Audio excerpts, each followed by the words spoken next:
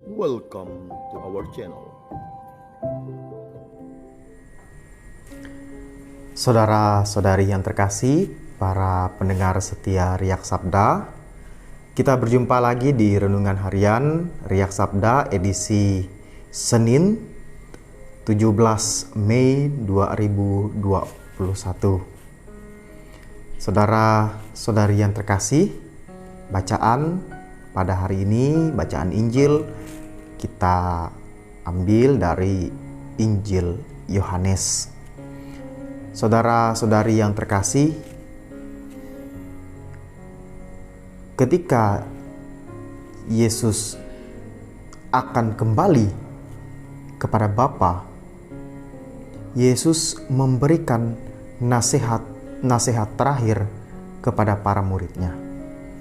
Salah satu nasihat yang diberikan oleh Yesus kepada para murid pada hari ini yang kita dengarkan dalam bacaan Injil adalah bagaimana Yesus mengingatkan bahwa setelah dia kembali kepada Bapa, para murid akan meneruskan karya pewartaannya. Dan dalam mewartakan Injil, mewartakan kabar gembira, para murid akan dihadapkan pada tantangan dan masalah yang serius. Bahkan Yesus mengatakan bahwa akan dibenci, akan dibunuh, akan dianiaya, dan lain sebagainya. Ini merupakan konsekuensi resiko yang harus diterima oleh para murid. Yesus tidak lagi menggunakan bahasa kiasan kepada para murid karena dia tahu bahwa saatnya sudah hampir tiba. Maka Yesus berkata dengan terus terang kepada para murid bahwa ketika nanti mereka pergi mewartakan Injil, mereka akan mendapatkan banyak tantangan dan kesulitan. Tetapi Yesus menegaskan, menghibur, dan juga menguatkan mereka bahwa lewat salib dan kebangkitan Dia telah mengalahkan dunia. Mengalahkan dunia berarti mengalahkan kuasa-kuasa kegelapan yang bisa saja membuat para murid kesulitan untuk mewartakan Injil. Nah, saudara-saudari yang terkasih, apa makna, refleksi, atau permenungan yang bisa kita ambil pada hari ini?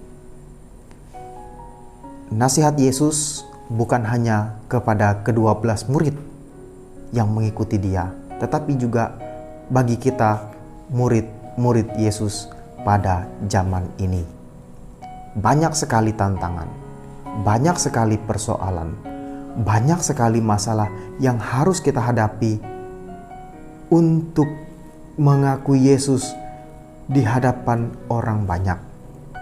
Terkadang tantangan, masalah, dan kesulitan itu membuat kita menjadi takut, menjadi malu, menjadi gentar dalam menunjukkan iman kita sebagai orang Katolik di hadapan orang lain.